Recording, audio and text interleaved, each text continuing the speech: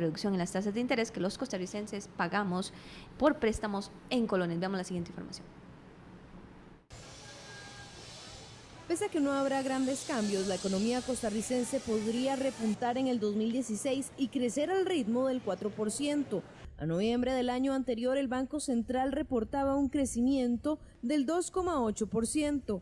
Pero no todos son buenas noticias. Según algunos analistas, este crecimiento no alcanzaría para bajar considerablemente el desempleo, que para el tercer trimestre del 2015 cerró en 9,2%. Esta perspectiva, pues uno esperaría un mejor año económicamente, una pequeña reducción en el desempleo, pero aquí viene el problema fiscal, que yo creo que es el gran tema que tenemos que tratar este año. Alcanzar un crecimiento del 4% no está pegado al cielo, es posible alcanzar un crecimiento de esa naturaleza, no es un crecimiento muy alto para la economía de Costa Rica. En cuanto al déficit fiscal, los economistas concuerdan que este continuará creciendo si no se hace una reforma este año. Ellos aseguran que este rubro cerrará el 2016 en el orden del 6,5%. Este país ha sido incapaz en pasar un plan fiscal y básicamente lo que están las condiciones que le están poniendo los sectores productivos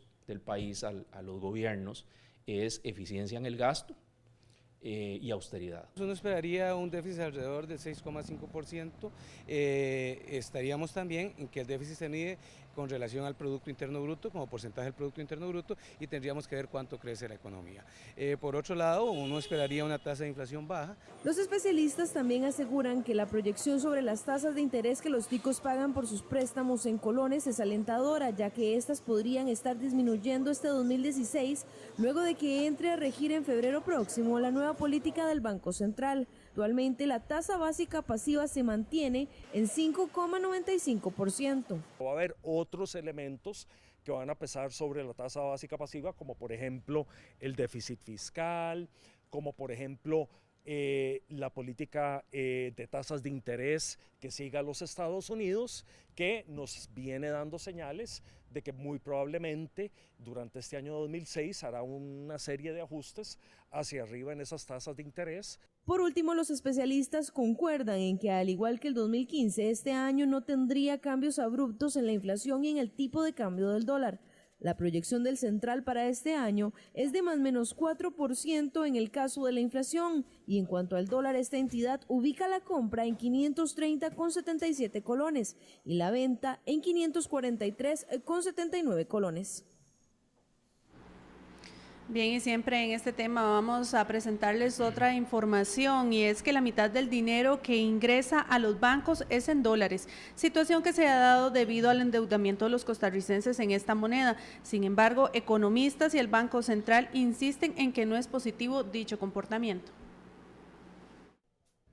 La preocupación del Banco Central con respecto al endeudamiento en dólares por parte de los costarricenses es compartida por algunos economistas, quienes insisten que los beneficios de pedir un crédito en dólares en Costa Rica es a corto plazo. Lo riesgoso, y es importante mencionarlo, que una de las tendencias hoy día en el consumo es que la información que hoy recibimos y que usted recibe y todos los ciudadanos reciben, la estamos manejando a corto plazo. ¿Eso qué significa? Que si ahorita vemos la oportunidad, tomamos ya la decisión y no hay, digamos, un análisis a corto plazo. Y hay que entender que una economía como la nuestra trabaja con poca prospectiva. Esto se llama prospectiva y inteligencia económica. Un movimiento en el tipo de cambio al alza puede afectar a aquellas personas que tienen créditos en dólares y son no generadores de dólares. Entonces, esto podría encarecer sus pagos y podría afectar la morosidad de los bancos.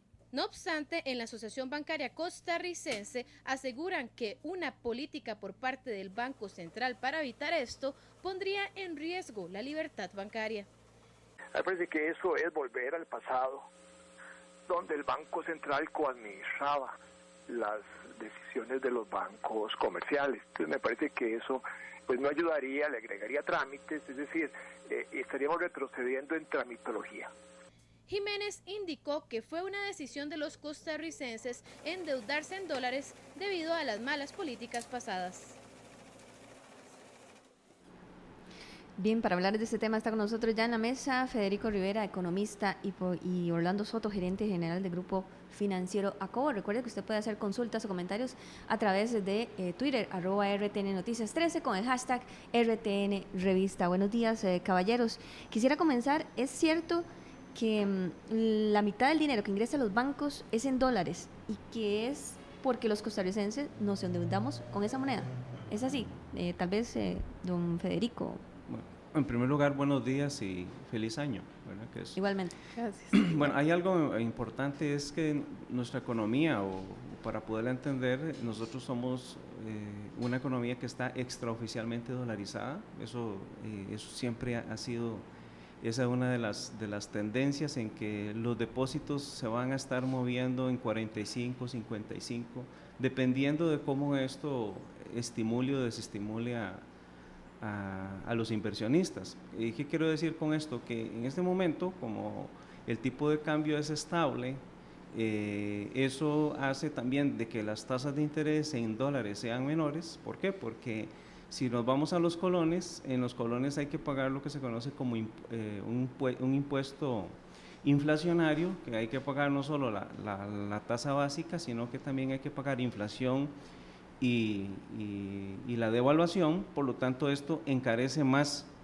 estos créditos en colones y la tendencia es hacia los dólares.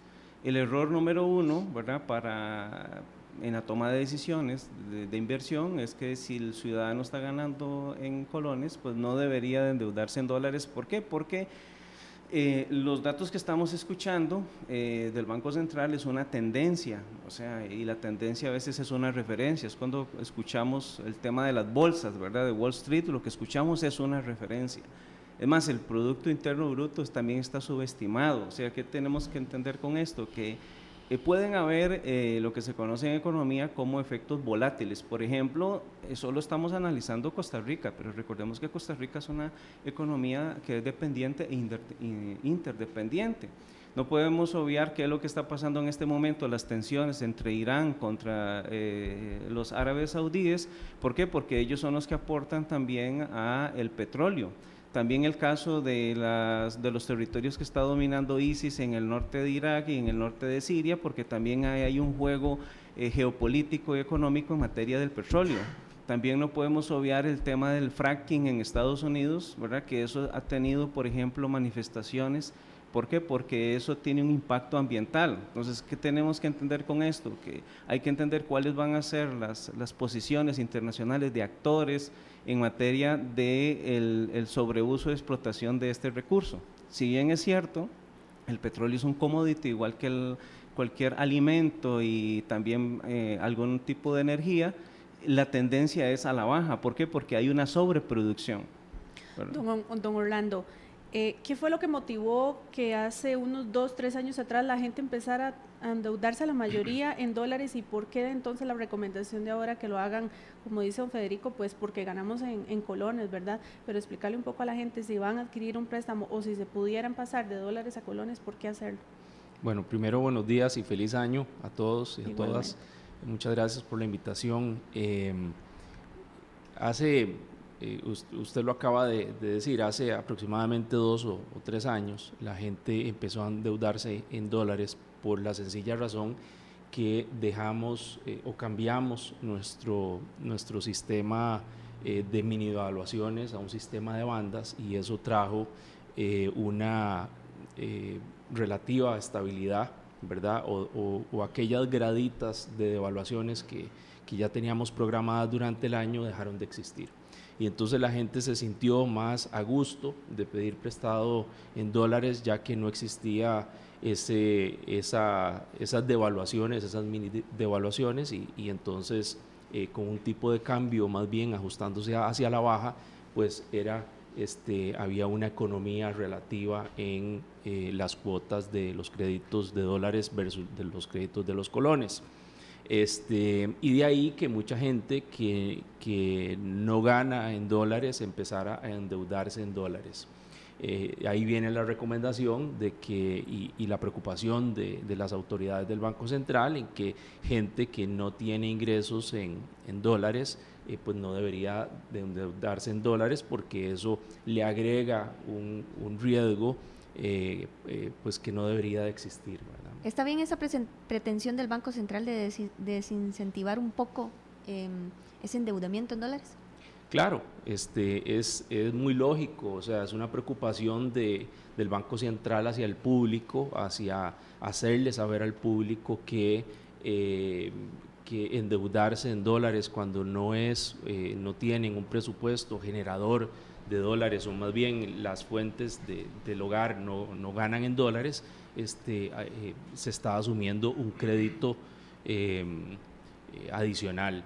Un riesgo adicional. Como decía don Ricardo, esta es una circunstancia del petróleo y esto no necesariamente va a durar mucho tiempo, y cuando venga un revés, pues nosotros gastaremos más dinero comprando el petróleo y empezarán a utilizarse más dólares, y consecuentemente el tipo de cambio podría tender hacia el alza. Don Federico, ¿cómo podría hacer eso el Banco Central? Es decir, ¿qué mecanismo podría utilizar para desincentivar esa adquisición de dólares? Y el sistema que se está utilizando ahora para el tipo de cambio, ¿cómo ha funcionado y cómo podría funcionar este año? Bueno, hay un tipo proyecto de ley que el Banco Central todavía no se ha manifestado del mismo, ¿verdad? Porque supuestamente eso es un tema también que tiene que verse hasta donde se entiende también en la Asamblea Legislativa, porque recordemos que el Banco Central es un banco que no es autónomo, ¿verdad? Entonces tiene una incidencia muy fuerte el gobierno, porque comparten la presidencia. Entonces tenemos que entender que cualquier decisión económica está ligado a lo político. Eso es un aspecto importante. Lo otro es que recordemos que Estados Unidos aumentó su tasa de interés, que ellos venían con una tasa de 0, ¿verdad? Porque ellos necesitaban que su economía se recuperara. Supuestamente los datos es que es una economía que se viene recuperando, entonces aumenta la tasa de interés. Y esto hay que entender que cuando aumenta la tasa de interés en Estados Unidos en dólares, eso tiende a presionar las tasas nuestras. O sea que aquí el Banco Central va a tener que informar mejor, y también a través de los bancos, cosa que hay que ver cómo lo puede desenredar. ¿Por qué? Porque los bancos tienen muchos dólares en este momento. O sea, si estamos hablando que el Banco Central mantiene lo que se conoce como flotación administrada, o sea, puede comprar o vender cuando él considere necesario, pues los bancos muchas veces quedan con muchos dólares, y eso, digamos, tiene que tratar de colocarlo, ¿verdad?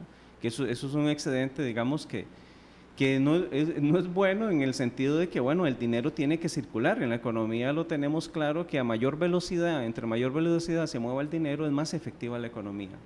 Entonces, pero también tenemos que entender que estamos en un 50% con dólares y el otro 50% en colones. Los bancos entonces tendrían que ver en ese hecho de poder… Claro, ahí ya el Consejo de Entidades Financieras, ¿verdad?, tendría que ver, digamos, cuál va a ser la política. El problema es que hay muchos dólares, ¿verdad? Entonces, cuando estamos hablando de que hay muchos dólares, los bancos tienen que colocar esos dólares. La otra, lo que puede estimular el crédito ligeramente hacia los dólares, es porque la tasa de interés, lo que vuelvo a repetir, está aumentando en Estados Unidos, y eso presiona a que la tasa en dólares también aumente a nivel general, ¿verdad? Es más, todos los países emergentes se van a ver afectados. Eso ya es una cuestión internacional, y eso es lo que mencionaba anteriormente, que no podemos obviar. Don Orlando, ¿cómo manejar esto si yo soy una persona que actualmente tengo el préstamo de mediano y largo plazo? Porque mucha gente lo saca para sus casas, que son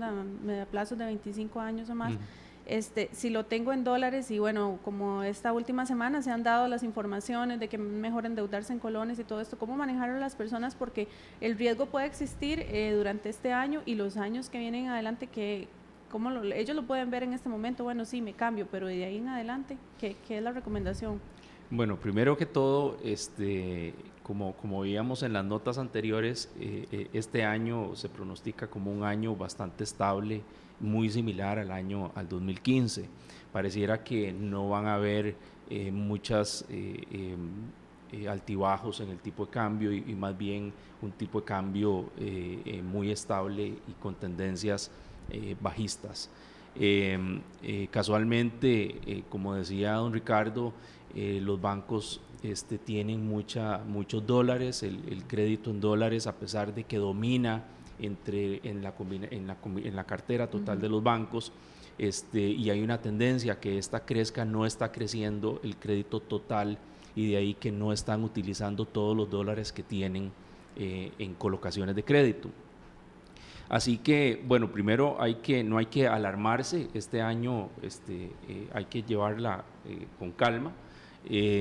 Sí, hay que tomar ventaja de que siendo un año estable, pues tengo tiempo para si no estoy generando dólares dentro de mi presupuesto del hogar, pues entonces me cambio a un crédito en colones, buscar las mejores condiciones y ojalá que las tasas de formalización de un crédito para otro no sean muy onerosas, porque entonces a veces no vale la pena el cambio. Decía el Banco Central que esperaba un crecimiento, me salgo un poquito del tema porque quisiera consultarles estos dos aspectos. Decían las proyecciones del Banco Central que el crecimiento lo esperaban en 4%. ¿Es posible ese 4%? Y algunos expertos consultados durante la semana señalaban que podría ser complicado llegar a ese crecimiento del 4% con un déficit fiscal que podría cerrar el año en 6,5%. Bueno, en este momento, porque el Banco Central también lo ha manifestado, su talón de Aquiles es la parte fiscal, pero cuando hablamos de crecimiento, en el caso de una economía como la costarricense, nosotros crecemos o con consumo o con exportaciones. En el centro, ¿verdad? Si lo vemos en la parte del Producto Interno Bruto, usted todavía tiene el tema de inversión, ¿verdad? Y el tema de gasto. ¿Esto qué significa? Bueno, ustedes lo vieron, el boom no solo del Viernes Negro, ¿verdad? Sino que vemos el más dinero, por ejemplo, de más de 757 mil millones, por ejemplo, que salieron a las calles con el tema de del aguinaldo. Ahora usted va a ver también el bono escolar, que tiene menor impacto, pero no deja de estimular ese consumo. Hay que darle seguimiento a los exportadores. El tipo de cambio no los incentiva mucho, pero eso es una posición más económica, no de actitud en materia de exportación, porque recordemos que cuando se habla del 3, del 4%, se trata de que esté arriba del 3, porque cuando usted llega al 2.5, 2.8, esto lo absorbe la inflación y la devaluación. Por lo tanto, arriba del 3% es, digamos, lo que se puede ver como efectivo en la economía. Lo que hay que considerar, y es un tema importante y es curioso, nadie lo mencionó, es el tema de la inversión extranjera directa. Este país hizo un giro, y les voy a dar este dato que es de la Cámara de Software de Costa Rica. No sé si ustedes saben que, bueno, son 200 empresas las que ellos tienen afiliadas, son 5 de las grandes como HP, ¿verdad? Las otras que están en la zona franca, y hay 195 que son pymes. Eso significa que es el 1% del parque empresarial en Costa Rica, generan solo un 4% de empleo, pero en el valor es el 19% del Producto Interno Bruto. Esto es porque ahora la tendencia de las economías es ir a los servicios. Si usted va a El Salvador, Salvador se consideraba antes una economía maquilera, ahora ellos se consideran manufacturera, pero están trabajando fuertemente digamos, en aspectos de formación empresarial. Y hay algo aquí que hay que recalcar, porque en Costa Rica se habla de que necesitamos profesiones, digamos, más técnicas, y en realidad la Cámara de Software dice que es lo contrario. Ellos tienen que estar contratando personas técnicas. ¿Por qué? Porque la demanda supera a la oferta. No es porque se necesiten más técnicos. ¿Qué quiero decir con esto? Que sabemos de una empresa de Austin, Texas, que se va a ubicar en Costa Rica, donde va a contratar, por ejemplo, 200 personas. Pero esas 200 personas son personas en dirección de empresas.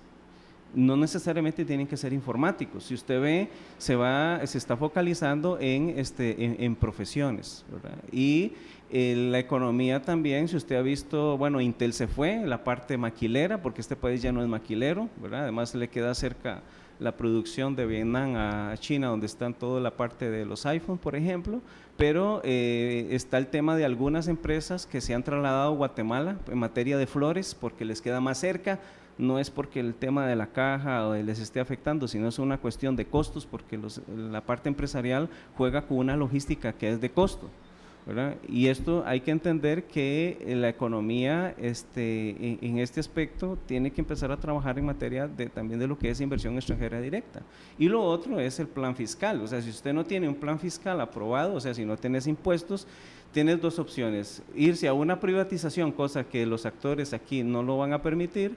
Entonces vas a tener que buscar cómo implementar impuestos. ¿Por qué? Porque va a ir creciendo la deuda, y todos desde el punto de vista económico se sabe que cuando la deuda crece, los intereses van a aumentar. O sea que la expansión que tenemos del 5.95, que lógicamente eso es para colocar, el tarde o temprano, si no se aprueba al 2017, pues vamos a tener una deuda casi del 57% del PIB. O sea, eso es algo alarmante, y yo creo que el tema ahorita urgente es el plan fiscal. Don Federico, tenemos unas consultas y comentarios en redes sociales, las vemos en pantalla. Nos dice en Twitter: ¿y por qué es el error número 1 endeudarse en dólares si ganamos en colones? Tal vez rápidamente don Federico nos responde la consulta. Y Esteban nos dice también en Twitter: el error número 1 es endeudarse en este entorno porque favorece a los bancos. ¿Es así? Tal vez don Orlando nos responde. Bueno, primero que todo, endeudarse no es lo más sano. Si uno puede postergar una compra y pagarlo en efectivo, pues es lo más barato. Por supuesto que una deuda agrega un costo adicional, y es el costo del dinero en el tiempo. Y también obviamente endeudarse en una moneda diferente a la que uno está percibiendo sus ingresos, pues agrega un riesgo adicional que no debería de estar, ¿verdad? En estos momentos hemos tenido 2 o 3 años de una estabilidad cambiaria y un tipo de cambio hacia la baja, pero eso no es para siempre. ¿Favorece a los bancos el endeudamiento? Mire, en dólares? los bancos son empresas como cualquier otra, y los bancos viven de un margen financiero. No es que favorece a los bancos. En ese caso, si nos ponemos a pensar así, pues no compraríamos tampoco televisores, ¿verdad? Bueno, el problema, y lo hemos visto, que es un tema de endeudamiento sin regulación. O sea, hay empresas que colocan tasas de interés al 47%, ¿verdad? Sí, y eso es en tarjetas de crédito, y hay mucha gente endeudada con esos porcentajes, ¿verdad? El problema no es una cuestión de deuda. O sea, hay que aprender a endeudarse lo más barato posible. ¿Por qué? Porque al fin y al cabo, el consumidor lo que anda buscando es mayor liquidez, o sea, que le quede más dinero en el bolsillo, porque tiene que hacerle frente a otro tipo de consumo. También quiere, pues, disfrutar de algunos otros servicios que también ofrece el país, como es la parte de turismo, ¿verdad? Pero no solo en eso, muchos quieren viajar. Ustedes lo vieron, por ejemplo, 8,000 personas compraron la promoción a Perú, ¿verdad? Sí.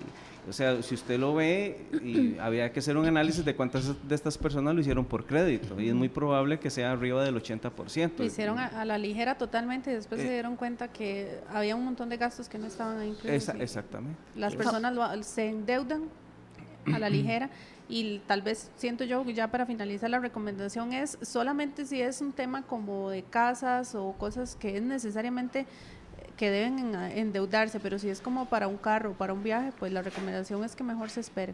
Sí, es mejor esperarse, pero vamos a ver el fenómeno de Expomóvil. En Expomóvil se venden hasta 6,000 vehículos, hasta 7,000, que fue el año pasado. Solo Nissan vendió, creo que cerca de 2,000 vehículos, y todos los hicieron en dólares, ¿verdad?